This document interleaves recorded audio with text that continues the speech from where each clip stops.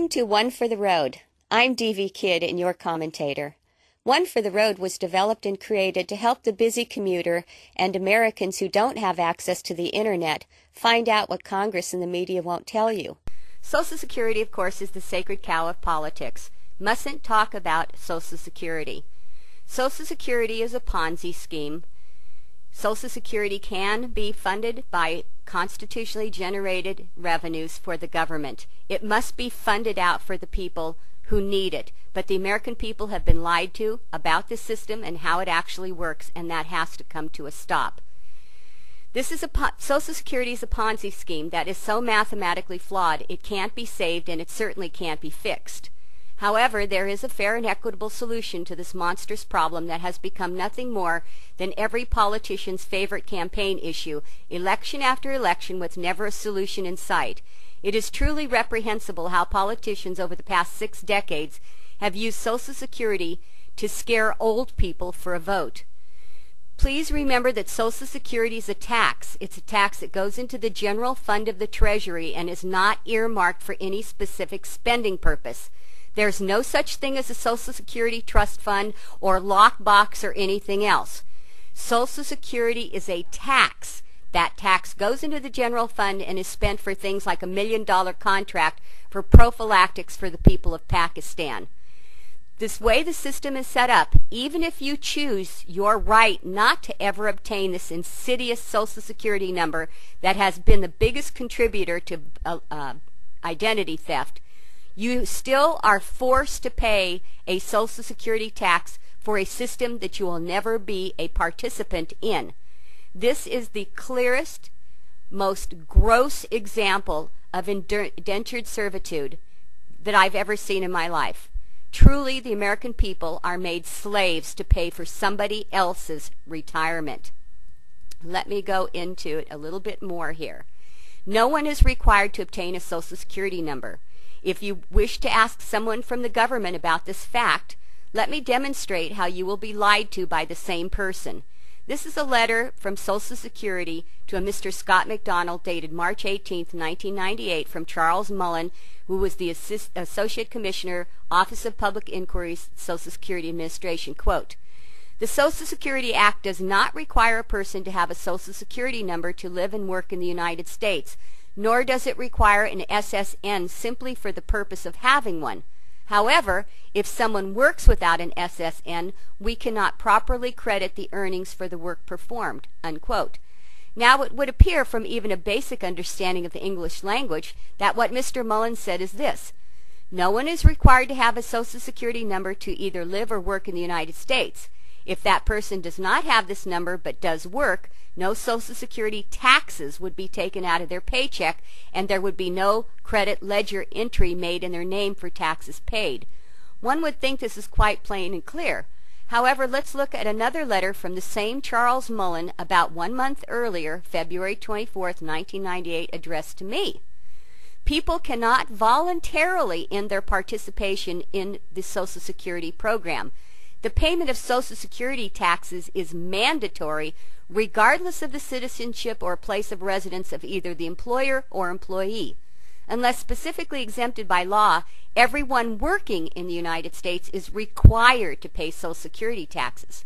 Now I ask you, if obtaining a Social Security number is voluntary, how is it then that this tax becomes mandatory? Since when is it legal to force any American to join a voluntary phony insurance plan that is in reality nothing but another tax, especially when an individual must apply for the number that puts them into this taxing system? An even bigger question, am I even eligible to obtain this number? This is a very important legal question that seldom is raised about Title 42, the so-called Federal Old Age Survivors and Disability Insurance Benefit Program. After a thorough review of Section 405, it would appear there are only certain classifications of individuals who are legally eligible to apply. To be specific, you can see 42 United States Code Section 405 C2B. And I don't have the ability, I shouldn't say I don't have the ability, but I don't want to get tangled up in this. But once you read these sections, it becomes very, very apparent that I, as a 16-year-old, when I was lied to get this Social Security number, was never even legally eligible to apply for a Social Security number. And that's exactly what happened. Before I could get a part-time job as you know, during the summertime at age 16, I was told by the retail store where I applied that I must have this number or I was not allowed to work in the United States. Of course, that is a lie. But on the other hand, it doesn't matter if you choose not to apply for a Social Security number for your child and keep them out of this insidious system.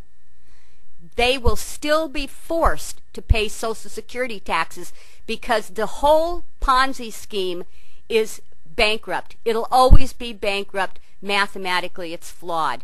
It can never, ever work. And this is why Congress is extending Social Security benefits to illegal aliens, because there isn't a big enough tax base after 47 million babies have been murdered through abortion. They need to build that tax base up. That's what this amnesty program is all about, amongst other things. They need to keep feeding this system. I tell you that I absolutely resent the fact that I'm being forced to fund Mr. Smith's retirement out in Rhode Island. We're a self-reliant, independent people. It has always been our responsibility to take care of our own retirement. The American people were sold a slick bill of goods, and they're still being sold a slick bill of goods. Today, parents all across this country are being forced at hospitals to fill out documentation to obtain a Social Security number for their baby before they're allowed to even take their newborn home. What an outrage! Every American has the right to be fully informed of the law and the consequences of entering into any agreement that binds them to a government program. Forcing a newborn, incapable of understanding anything other than life-giving functions such as food and a clean diaper, or a teenager to enter into a supposedly lifetime voluntary taxing program for which they have no understanding is reprehensible and flies in the face of all the principles of freedom and free choice that this nation was founded upon. And yet every day, parents across this country are told by ignorant hospital employees that they must fill out this form and apply for a Social Security number for their newborn. You can go to Social Security Administration's website, ssa.gov, and on that website is a section that tells parents that they are not required to obtain this number for their newborn. But even if they don't, your child, when they become of working age, if we don't stop this monumental slavery, will be forced to pay this tax to keep this dead system up and running. And like I said, there are constitutional revenues can fund out Social Security. But I can tell you, my daughter's a Gen Xer. She's 31 years old. These young people coming up and growing into adulthood, they don't want Social Security. And I don't blame them. I didn't want it either. Never wanted it. But Congress has lied to you repeatedly about how this system works.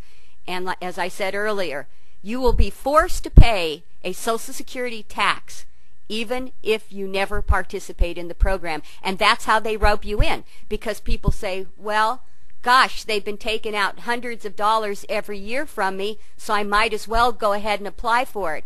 And here you have the continuation of a mathematically flawed system that is, along with Medicare and several other issues, is going to financially bankrupt this country in the next couple of years. Congress needs to come clean with the American people. Of course they won't, because they don't want you to know the truth. So think about that today while you're at work.